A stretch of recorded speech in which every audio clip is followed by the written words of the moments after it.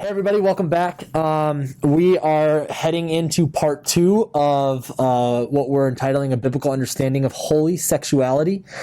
So we have Randy back with us. We're excited to have him as we unpack this. Last time, just to recap, we talked about the ideas around sexuality.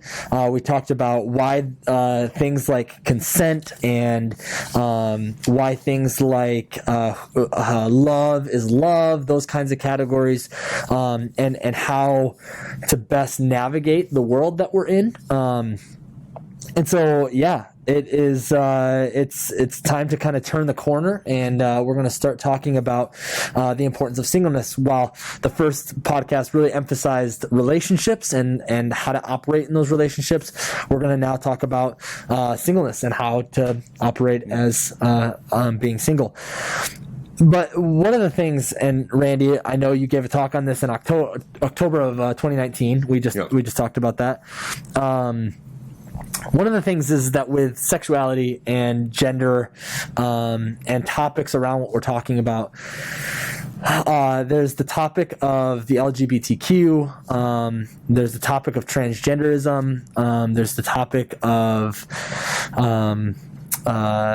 around the category of love is love, and so I just wanted to take a second to kind of articulate and kind of unpack a little bit of the transgender movement. Yep. And so and we understand this is a very big topic. We understand that if you're a student in our ministry, that this is a really, really big and an important topic on your heart and on your minds, which is why we've addressed it now over a year ago. But why we wanted to just briefly touch on it now, because when you talk about sex, you can't not talk about gender dysphoria and transgenderism and the like. And so as we step into this, I just want you guys to know, our audience to know, our hope is to briefly address this discussion here and talk about why Christians, or what Christians think, and then we will also be, or rather what the Bible has to say, if anything, and then we'll move towards having an actual podcast where we will unpack the entirety of Randy's discussion and be able to understand it in a little bit more of a broader light than we can unpack in this one podcast.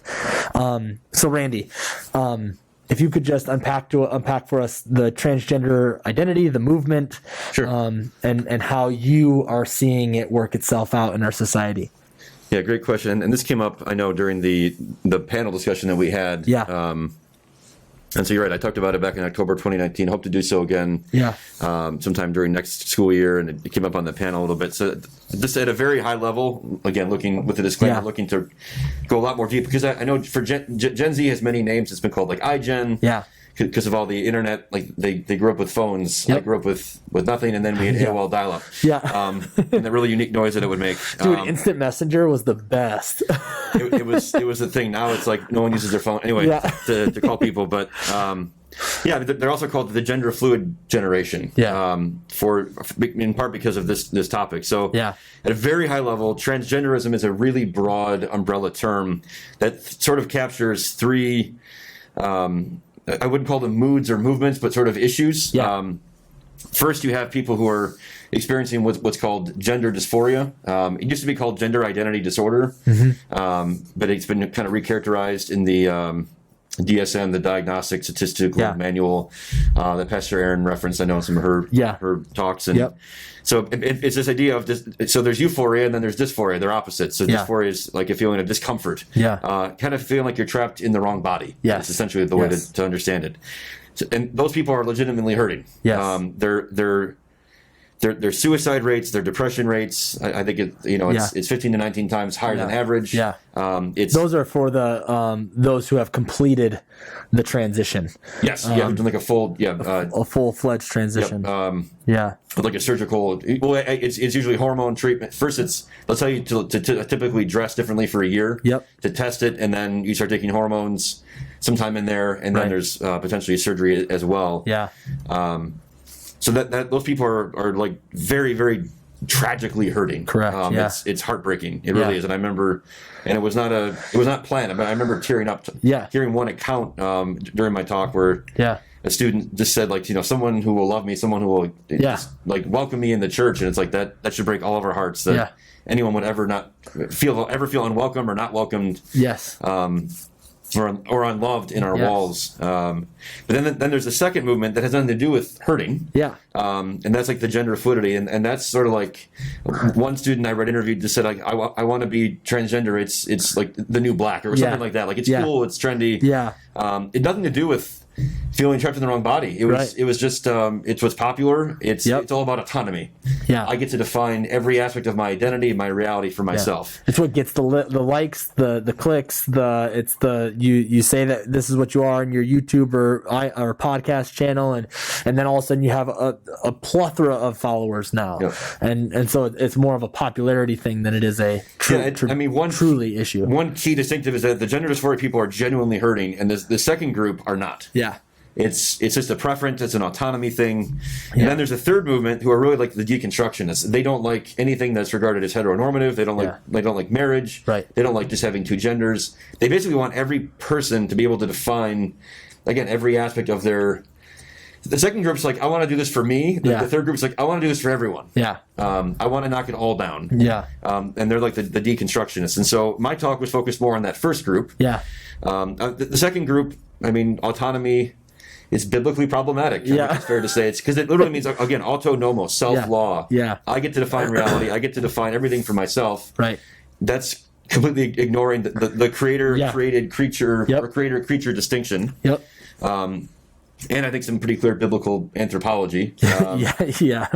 And same with the third one. It's just doing it on a much larger scale. So those first two, I think, are pretty, easily problematic under just like an overall biblical framework.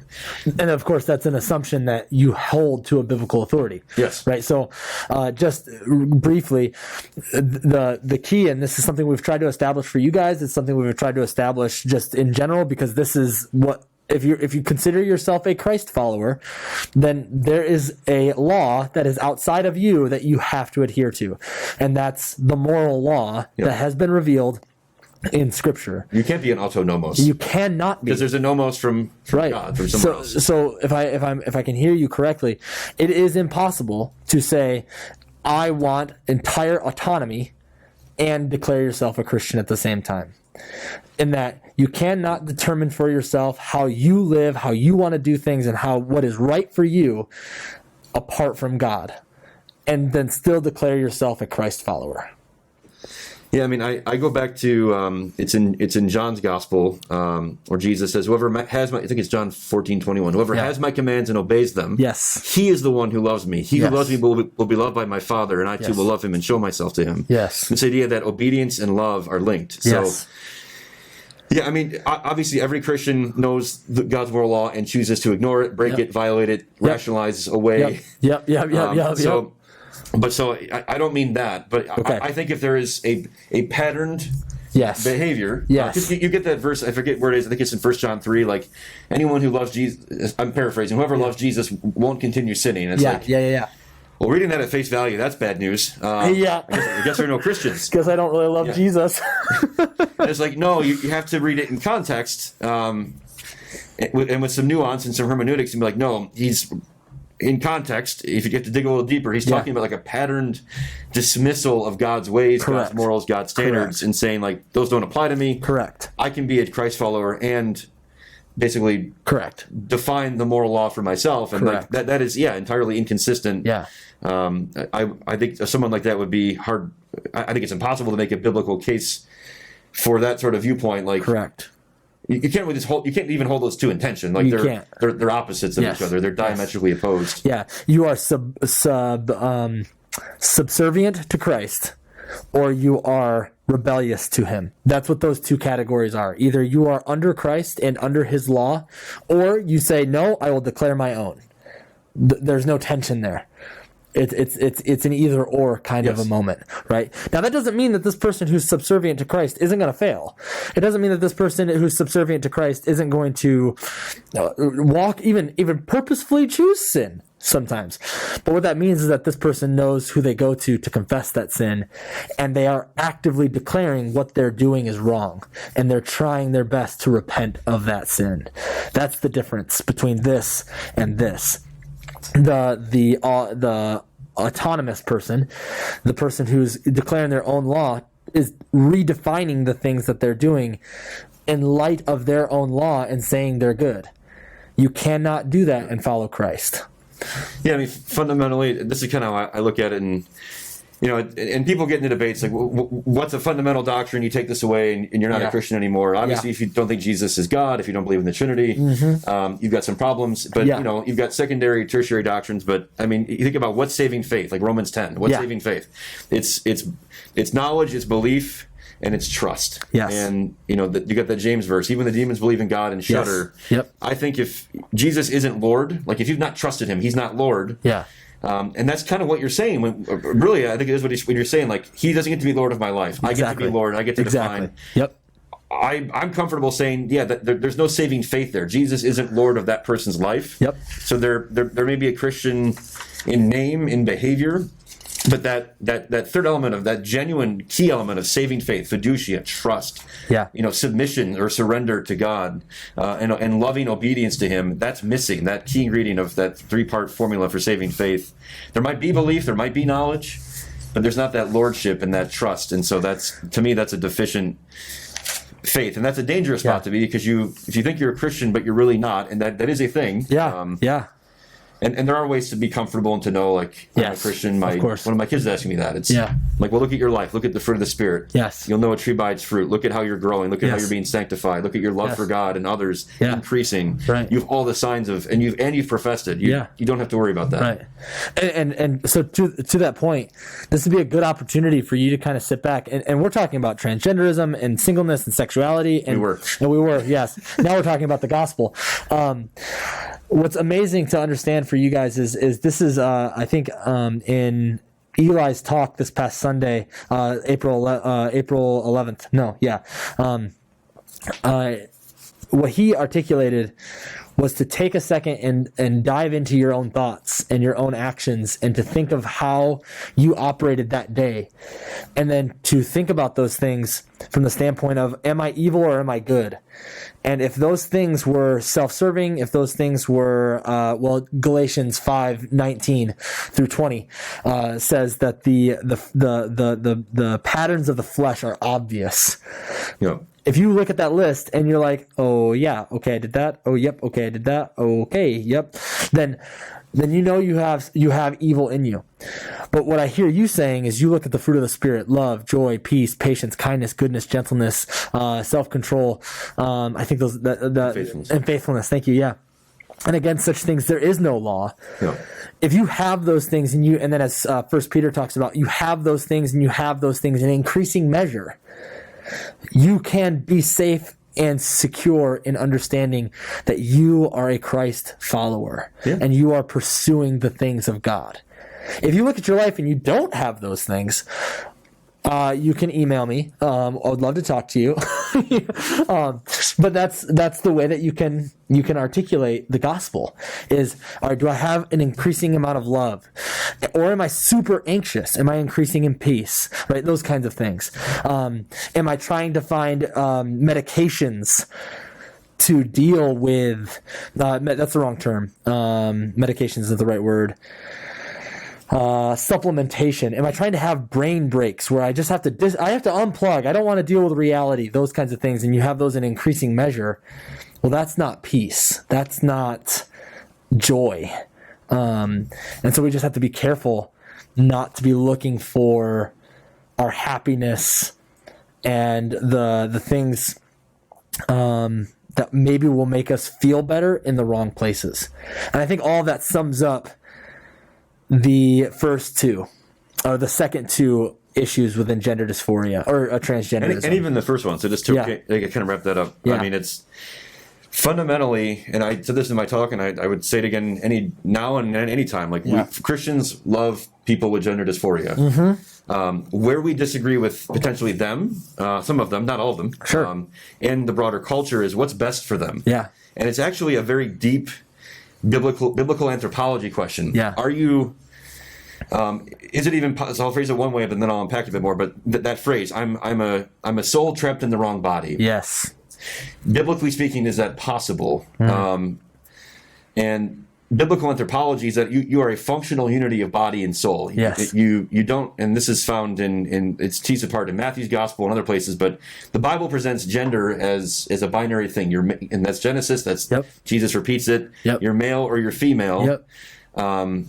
And so your body and your soul are same gendered. It's Yeah. not a biblical concept. Correct. To have a soul that's one gender and a body that's another. So Correct. It's like how do we ascertain what gender I am? Yeah. Do we look to the mind or do we look to the body? Yes. The church, the Bible suggests, I think very clearly, you look to the body. Yeah.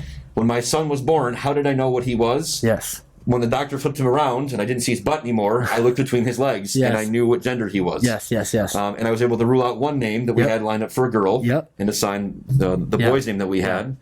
And that's not to, and this is not, while some might see that as a very crass way of articulating it, what you're saying is that, because this isn't to disparage the intersex birth people. There are people That's a whole different issue. It's a whole different issue. It's a whole different issue. And we don't even need to touch that because it is an entirely different issue. It's not a psychological issue so much as very fundamentally like a physiological one. But it's Correct.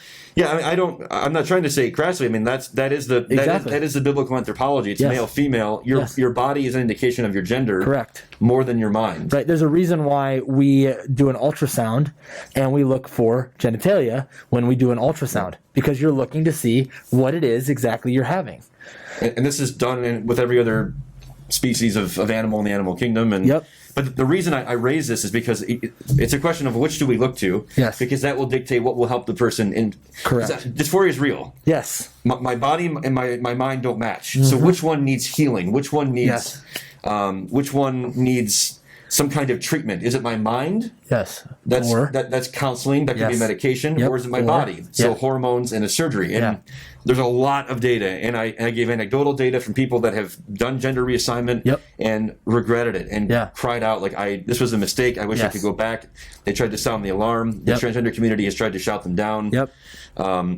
There are good studies on this. Like even after in countries where they're very transgender friendly, people have had the surgeries. The depression, the suicide are still Correct. tragically high. We talked about that. It is Yeah. between 15 to 19% Even after all of times, not percent, 15 to 19 times higher. Yeah. Even after everything available, so it begs the question like so that's where the church isn't affirming of the treatment options that are presented, but they Correct. are absolutely the church is absolutely affirming of the people. We say Correct. we love you.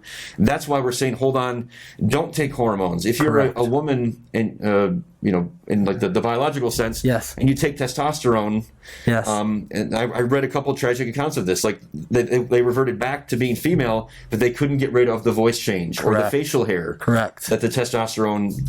Permanently changed. Yes. Yes. Or if you have healthy genitalia cut off, there's no way Yeah. to undo that. There's no way There to just- undo that. There just isn't. So Yeah. it's like, we love you. We don't want to see you just do irreparable harm to your otherwise healthy body. Yes. We don't think the body is what needs treatment. We think it's your mind Yes. that needs counseling and Yep. prayer and healing. And according to the DSM, as far as it says in the 5th edition, that is also even what the DSM says, that it is a mental dysphoria. Yeah. That it is a cognitive issue that needs to be addressed. Yeah, so one person gave an example, and they've dealt with these same issues themselves. They're like, look, looking backwards, surgery and hormones, it's like giving liposuction to somebody who's anorexic. Yes. Yes. It's a mental, it's a real thing, it's a painful thing, but Yes. it's a mental thing. Because anorexia is a real thing. It is a devastating dysphoria. It falls into the category of body dysphoria. As a personal trainer, I had to do a lot of studying in that, and it is a horrible thing, and it predominantly affects females. Yeah. And it is a tragic thing when you see a woman who comes in and is like, "Hey, I'd like to lose weight," and you're like, "You don't have any weight to lose." Yeah, you need to put on weight, you're Yes. healthy. Yes. But liposuction, it's basically saying, Yes. I affirm your body image. Yes. Let's take steps to address what Yes. you want to do. Yes. It's the same kind of reluctance to Correct. go along with the physical treatment. So Correct. that's seen as intolerant, that's seen as transphobic, that's Yes. seen as bigoted. Yes. But again, it's not. It's not. like, we love this person. Yes. We think this is going to cause irreparable harm. And we're hearing other people Yes. who took those steps and now regret it. And literature. Like, this isn't just anecdotal. This is also medical professionals are coming out and saying, guys, this is not a good idea. We should not be doing this to, especially minors. And I mean, a minor can't even can't even vote, can't even sign off himself to leave out sign him or herself out of a building, yet without a parent's permission, yet schools are being pushed to actually potentially provide hormone blockers for kids. Yep. Like this is insane what's happening. So just to be really precise and clear, like, we love people with gender dysphoria. Yes. We don't hate them. We're not afraid of them. No.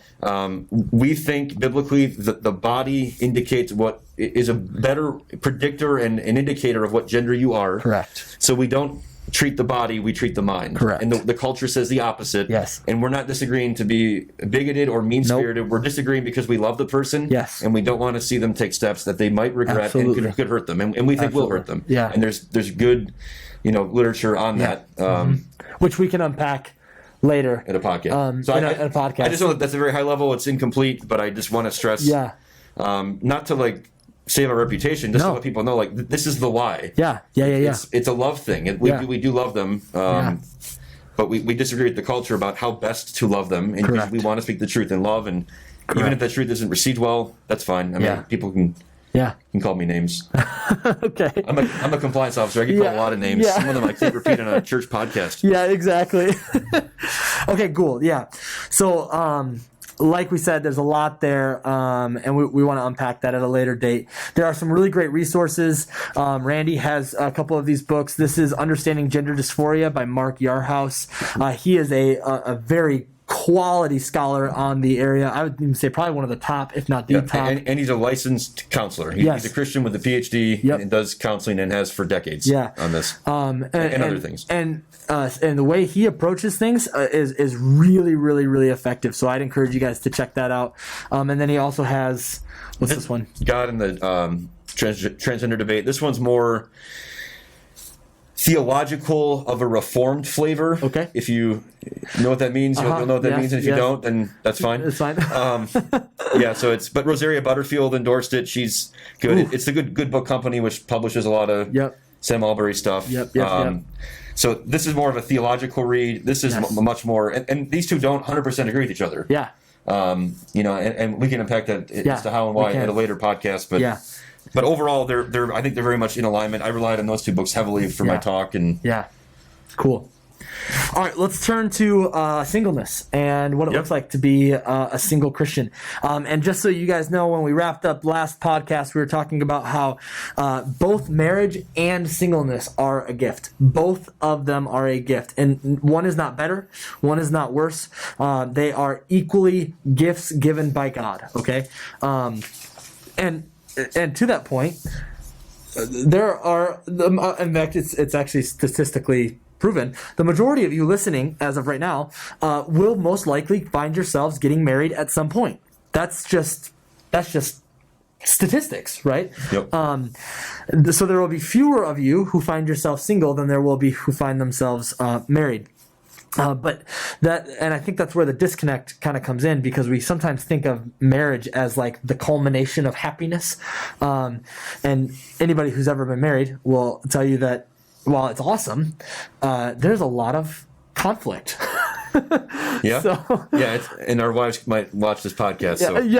So love you, babe. I don't want to say tread carefully, but mainly it's us. It's mainly our issue. So I'm going to say something that's not meant to be overly crass, but I just kind of want to pull the veil away a little bit. Yes. Maybe not even on your honeymoon. There's this perception that like marriage is just lots of sex all the time. Yes. Sex is a part of marriage. It's an important part of marriage. Yes. It's a fun part of marriage. Yes. It is a fraction of marriage. It is a fraction of marriage. It is a fraction of marriage. Yes. Especially once you have kids, but even before then. Yeah, even before then. Absolutely. People, when you're newlywed, your first year, it's like, oh, you guys were late. Wink, wink. It's like, Yeah, we were having an argument, or we were figuring something out. Exactly. We weren't doing that. When you come home from your honeymoon to open your gifts, and you're like, you have a certain time, right? And you walk in like, oh, you guys were late. Nope, that's not what we were doing. Trust me. So there's a sense like that it's a huge part of it, time wise or activity wise, and it's a lot of other stuff. Yeah. It's laundry. It's sickness. It's learning to navigate with in-laws. Yep. It's sanctifying work. Yes. It's tremendously. Really, it's friendship. Yes. Is what it is. Yes. It's friendship and a soulmate. Like those terms are readily applicable. Friendship, soulmate. Right. You're shoulder to shoulder with someone you want to spend the rest of your life with. Correct. And Yeah. a lot of that has nothing to do with sex. No, and it almost is a look at as some of these deficient views here are. One of the deficient views, as we're talking about now, is sex is the ultimate intimacy one can achieve on this earth. And in your talk that you gave on this, it was actually that's not the case. Like, sex is really, really good, but we are not just sexual beings. And so as a society, we need to decouple the idea of intimacy and sexuality being synonymous, and understand that, yes, sex is the physical working out of intimacy, but you can still be physically intimate with people and it not be sexual. Yeah. And from a hug to a high five to literally just I'm thinking of my counselor. Tom hugs me after every session and says, "I love you, bro." Like, that's what he says every single time. And it's like, it's only until after the first couple that you're like, "Oh, this is weird," and then you're like, "Wow, he really loves me." Yeah. And like, there's a level of intimacy to that it's not sexual, it's not anything inappropriate. It's just, he loves me. Yeah, and there's even more intimacy than even the physical is part of it. Yeah. There's also just the emotional and the intellectual. Yes. Intimate just means like it's like personal self-disclosure. Yeah. Because you love and trust the person. Yeah. And you have that with so few people normally, but you can have it with more than certainly a spouse. You can have it with a friend, a mentor. Yeah. A brother or sister in arms if you're in combat or something. Yeah. I mean, you're just when you go through something intense together, like you all come away changed together by that. So it's I know I might have confused some students because I give this example of when you're a kid, you have chocolate. How could there be anything better than chocolate? Because you've never had sex. You can't imagine something better. And I said sex is way better than chocolate. Yeah. But I wasn't trying to say sex is the best thing in the world. I was trying to say that heaven is so good. Yeah. It's like we're the kid. To us, sex is the chocolate, and we're like, how could anything be better? It's like, no, we're talking about God. God is way more satisfying because there's no sex in heaven. Yes. There's no marriage in heaven. Yes. In this world, though, I think experiences with God, through experiencing Him, through worship. Like, as I made the comment, I don't think Moses came down from the 40 days on the mountain with God and was like, "Where's my wife? I gotta find my wife." Yeah. It's been a while. Yeah. No, like he was glowing. The Israelites were like, "Cover up. This is freaky." Peter was married. Yeah. Peter, James, and John. I don't think they came down from the Transfiguration. Yeah. And got to see Elijah and Moses and our Lord like in His glory. Yeah. Were. And their first thought was, I want to go home to my wife so we can have sex. They probably wanted to go home to their wife, or Peter certainly wanted to go home to his wife. He's like, I can't tell you this because he told me not to tell anybody until he comes back, but you're not going to believe this. Yeah. I mean, there are so many experiences that it's a different kind of fulfillment, but there are things that are definitely in some ways better than sex in this world. A lot of them. And they're available, all of them are available to single people. Yes. And so that's where another one of these myths, and I think it's this third one, it's singleness means no intimacy, which is like, that's ridiculous. On the panel we had, one of our young ladies that was on the panel, she's single, and she says, "I'm experiencing a new level of intimacy being on this side of the state. I'm experiencing a level of intimacy I've never experienced before." And it's not sexual. It's not inappropriate. It's not physical. It's a completely different level of intimacy. And then this is the other one that I just think this is so sad and this is the I know I jumped around here, but this is the second one on our list. It's single people are uncommitted and immature. And it's like I look at somebody like he's a congregant here, like Austin, lives down the road from us. Like that man, Extremely godly. oh, extremely godly, very mature. Yes. And like, I hope to be like him someday. Like, and I'm married. So if this is the case, then I need to revert back to my immaturity. If that's what immaturity looks like, I don't know what I am. Yeah, for some pastors, it's like if you're a Christian man and you're not married or getting married, you're just you're a boy who shaves. You're an adolescent living in your parents' basement. Like grow up. Yeah. And it's like, well, maybe. Yeah. Would you have said that to Paul or Jesus? or maybe some of the other, well, not Peter, but some of the other 12 who were probably single and were young and probably didn't have time to get married because they were martyred. Yeah. It's. That is true of some men. Yes. 100%. Yeah. It is true of some men, young men who need to mature and be willing to be. And I know some guys like this. They just kind of date around and just you're hurting young women and kind of. I think just sort of leading them on. But there are other men. It's like, no, I'm committed to the Lord. I'm committed to other things, and that's fine. That's not immaturity. That you know what you're about. Right. You are being mature. You are being committed. It's just, again, singleness is a gift. Marriage is a gift. You're gifted either way. Correct. And again, just so we're clear, I know I said this a lot in the last podcast. This is not our perspective that you're gifted if you're single. This is the biblical account. This is 1 Corinthians 7. This is 1 Corinthians 7. This is Sam Alberry's lifestyle. This is Christopher Yuan from Holy Sexuality, his lifestyle. All of those things. Again, we're both married.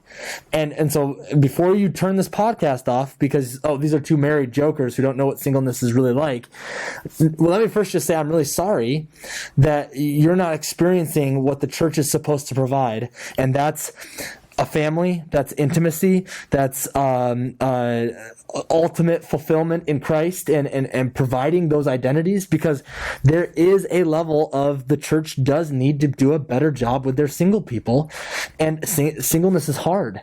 It is hard, and I am aware. I have a number of friends. They're my wife's friends too, and a lot of them were female. Some of them are male. The males are more okay with the singleness. Yeah. They definitely have bachelor pads. You can tell that they're single. There's not a woman in their life helping them decorate. Like one guy, he's like, "Oh, there's a couch on the curb. I'm gonna take that home." Like he's a trash. Oh man. His name's John, but we call him Trash Picker John. Nice. But a lot of my female friends, it was very hard. So we would always include them. Yes. Even when I was married. Yep. Like, we love you. You're not a third wheel. You're a sister. You're a friend. Yes. Come along. Like, come on vacation with us. Yes. Stay overnight at our house. Yes. Here's a bed. You can sleep in. We'll feed you. Yep. So yeah, we've always been tried to be my wife and I, very intentional about that, because it is. The church should be a place where because you do have family, we're spiritual family. We'll be in heaven together forever. Correct. I've had great intimacy with single friends, and they with me and my wife, together or separately. Like this is a strange example, but like when my wife and I were engaged, her best friend and I watched, because she'd never seen them, all 3 Die Hard movies. Yes. I'm like, you got to watch these. This is necessary for you to be complete as a human being. Yes. And you had a great time, and it was totally appropriate, and it was completely amicable, and it was fine. Right? Maybe not the best taste in movies, but I wasn't watching Les Mis. No. You have great taste in movies. We were watching the first 3 Die Hard movies. Yeah. Then she saw the 4th and 5th without me, and I yelled at her. But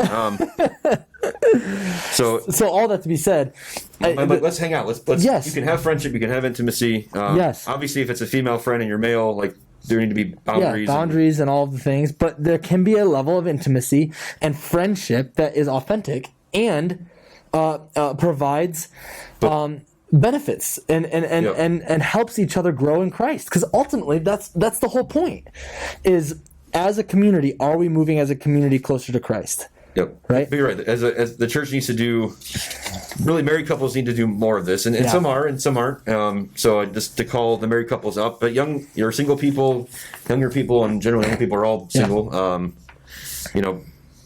Pursue it too, I'd say. Yeah, because there is an element of, it can be really easy to cut yourself off, to isolate yourself. I know people who are like that, and it can be really easy for them to do that, and so that's a challenge. So be willing to invite yourself, and also be willing to invite. Yes. There has to be a bit of grace and a bit of awkwardness, probably, to get past the inertia. But yep. I think it's worth it. So you have you gave 3 principles, or you took 3 principles to utilize for this talk. And principle one, as far as singleness and dating goes, right? Principle one here, and I'd love for you to unpack this a little bit, is date in a healthy way. Yep. So again, singleness is a gift, but Yeah. you are free at your discretion Yes. to try and to take positive and active steps to exchange that gift for the gift of marriage. Yes. But you want to do that in a healthy way. Yeah. And so, with that in mind, I have purity. So that's like, for example, my wife and I, when we were dating, when we were engaged, unless there were other people there, because I kept much later hours in my youth than I do now. Like Yeah. we were never alone after midnight. Yeah. Because nothing good was going to happen at midnight after midnight. Correct. Typically, either in terms of purity or just me driving home really tired. Yeah. And I guess I already skipped ahead to maintain purity in Yeah, dating. you did. But That's all right. but the healthy is also just, why am I dating this person? Yes. Is this Right. You know, there are a lot of aphorisms or like maxims or phrases I've been Yeah. given, like don't marry someone you can live with, marry someone you can't live without. Yeah. I looked for a woman who loved God as much as I did, if not more, and Yeah. would push me and encourage me to grow in my faith, and who had a leader's heart, had a servant heart, Yep. had a kind heart.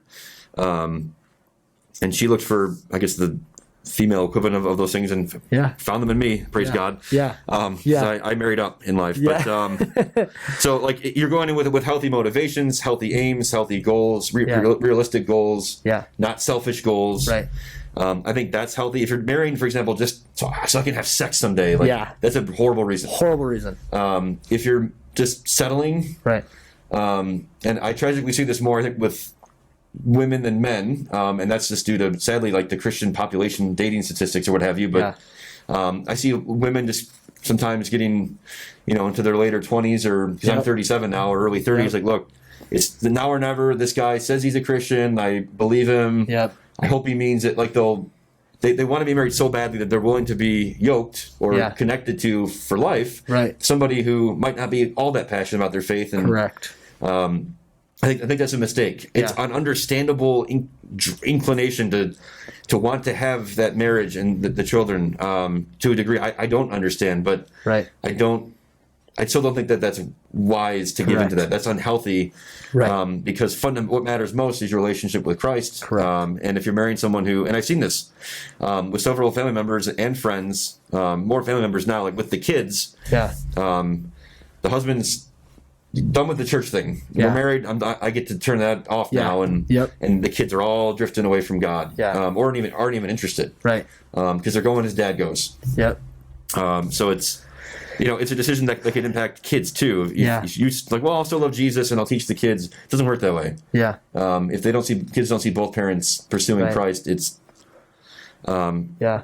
not to say God can't reach them, or Right. they'll just And- be angry atheists or something. But Right. Right. it's a harder to raise them to know the Lord that way. It is harder, right? And so that's where, like, even taking a second and talking about divorcees, it can be really hard being a single parent. I don't know that experience. I just know it anecdotally. I've just witnessed parents, and so one of the things is that I want to hopefully offer for you guys is to know that you are loved and you're cared for, and we want to be a church that loves and cares for you, but calls you to know who Christ is in your life and in the status that you find yourself. Again, this is 1 Corinthians 6-9, essentially, right? 6-7. Just the idea of knowing where your ultimate identity lies, and then pushing your kids, driving your kids to that direction, to know that Christ is your supreme authority. Whether you're divorced, whether you're married, whether you're single, whether you're whatever, having that as your supreme and ultimate focus will move your kids in that direction. It's not a guarantee that they'll choose it, but you will have at least be able to say, I modeled it. Yep. And so I just want to encourage you guys, if you're listening to that element, that if you don't have a husband, or if you don't have a wife and you're a single dad or you're a single mom, that it obviously is harder, but life is not lost for you. And showing your kids the authenticness of the gospel is not lost for you guys either. So this last one, and this is, I think, the culmination of the whole discussion. Whether married or single, pursue deep friendships, holy sexuality, and the church. Yep. Because in the church, you're going to find that family. You're going to find that intimacy. You'll have it eternally. Yeah. Jesus says, "Who are my mother and brother and sisters?" And he basically says, "It's all you. All of you are following me." Yeah. So that's going to be your family. We're going to reign together. We're going to be brothers and sisters together. Yep. We won't be married. There won't be sex in heaven, but there will Yeah. be deep, deep friendships because there won't be sin anymore. Correct. To have to deal with. And so and the church ultimately, I think, because the Westminster Shorter Catechism, the very first question: what's the chief end of man? The chief end of man is to glorify God and enjoy Him forever. And where else are you most likely to encounter that wonderful savoring and enjoyment of God than in worship, and then with the church? And I don't just mean singing. Yeah. No. Worship is submission of all of your life to God, and Yes. it's done individually, it's done corporately, but it's certainly done corporately Yeah. as part of it. It's done as a body, and so Right. Knowing God is more satisfying than anything this world has to offer. Yep. 1 John 2 talks about that. The world and its desires pass away, but the man does the will of God lives forever. Yeah. Psalm 16, you will fill me with eternal pleasures at your right hand. Yes. God is pro-pleasure, and so we find, I think, the most pleasure, the most enjoyment, the most fulfillment. We find that from humans through marriage or single. We find that in friendships. We find that in honoring God, but I think we also find it very much in the church. And so we need to keep. I think it was Lee Iacocca, keep the main thing. Like God is. We're wired to find our fulfillment and our happiness ultimately in God. Yeah. We're not wired to find that anywhere else. Yeah. It gets to one of the big questions we had, and you just touched on it, was how can a good God determine our standard of happiness? And I love what you just said there, is because we don't even know what happiness, we don't even know what joy is. And all we want is just this idea of just make me happy. Yeah. And that's not a fulfilling life, because happiness is fleeting, right? And you need to have something that will sustain you when the happiness fleets because of the circumstance. Yeah. Right. So you have to have, because there will be hardships, and in order to suffer through hardship, you need to have something bigger. Jordan Peterson actually said that. And I like that is because he says happiness is fleeting. And so just because you're pursuing what you think is a standard of happiness is actually probably not. If it's your standard of happiness, it's probably not a standard of happiness that's worth pursuing. Yeah. God loves us and knows us so well. He knows what would make us happy and make us joyful and make us content and the most satisfied. And there's a reason why martyrs were able to go to the burn pile singing, right? They weren't happy, but they were joyful, and like, how is that even possible that they're able to do that? Because they know that their names are written in the book of life. They know that no eye has seen, no eye has seen, no ear has heard, no mind can see what God has prepared for those who love Him. Yeah. They know that there is a crown awaiting them, crown of righteousness in heaven. Yes. As John the Baptist was told, I guess his disciples, blessed is the man who does not fall away on account of me. Yeah. In Matthew 11. So they know that there was more than just this world. Their eyes could. It's like the Hebrews 11. Yeah. All the saints of the Old Testament. They saw from afar. We see with greater clarity, but we still see from afar because it's both now and not yet. Yeah. But we find hope and joy in that. Yeah. And we trust that the one who loves us and died for us. That's how much He proved He loves us. He died for us. Self-giving, self-sacrifice is the greatest expression of love, and so we know we can trust Him. We know He loves us, and so He's a good Father. We trust that He knows what's best for us and that He loves us. And so when He says, "This will not make you happy," He's got human flourishing in mind with His moral laws. Yes. We're right to trust that, and He lets us disobey. Yeah. And if you read Romans 1, that's His judgment. Yeah. I mean, that's how little I should trust my own desires sometimes. Yeah. Me following through on them is He doesn't smite me with lightning bolts. Yeah. His judgment is have it. Yeah. Have at it. Go for it. Yeah. I second the motion. That should terrify me about my own ability to assess the healthiness of my own desires. Apart from Him. I mean, you have in James where you are God cannot tempt you. You are led astray when you are tempted by your own evil desires. Like that should stop us when we talk about our desires. I have disordered desires. Yes. My very desires need to be sanctified and renewed. Yes. That's the Romans 12, the renewing of the mind. Yes. That needs to happen. Yes. And so when I'm not sure if my desires are healthy, I have an objective standard that we talked about as authoritative. Yep. And so that's why I let him determine it, because I don't trust myself to know what's best for me at times. And that sounds like paternalism from God. Well, yeah, it's called the Pater Noster, the Our Father. It is paternal. Yeah.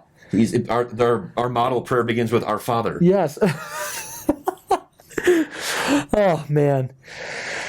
Yeah. So, Randy, again, thank you so much for talking to us about this. My pleasure. I think if we were to wrap this whole thing up with 2 takeaways, I think I love these principles is and I think that if you find yourself as somebody who's desperately desiring to be in a relationship, you should ask yourself this question of why. Why do you desire so desperately to be in a relationship? And then you should ask yourself if it's anything other than if it's something about along the lines of loneliness, or something along the lines of a satisfaction of your own personal desires, or anything along those lines. You should ask yourself, is that really truly the reason to pursue a relationship with a significant other? And then if you are in a relationship right now and you find yourself asking those questions, okay, well, why am I dating this person? And it comes right down to the fact that, like, it's really hard to pursue purity in this relationship. I would encourage you, as long as you're not married, really try to get out of that relationship or make some serious modifications, so that you can maintain the purity in that dating relationship.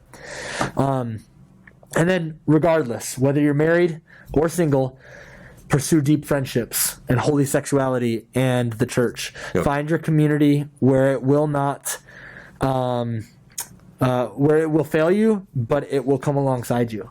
Because no community is perfect. No person is perfect. You cannot find your, quote, Prince Charming. Pursue the church. I'd say that as someone. Church, just to my final thought. I mean, there were several years where I just didn't want to go to church. Didn't think I had to. Didn't want to. I listened to podcasts. Yeah. And realized this is not biblical. This is not healthy. Yeah. So I say this as somebody who was once skeptical of the idea of get plugged into a local church. Yeah. And be in community.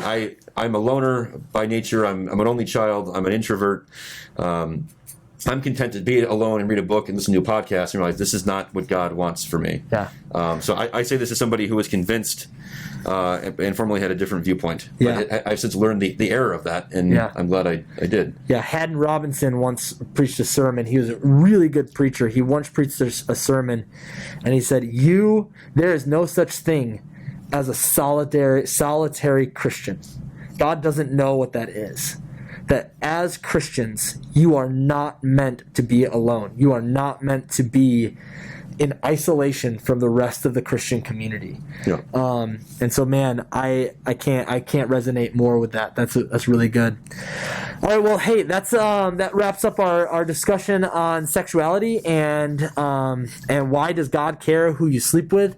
Thank you guys for joining us again. Randy, thank you as always for giving us your input and all of the research that you do, man. Thank you so much for everything. With that, guys, we're out. Thanks so much, guys. We'll talk to you soon.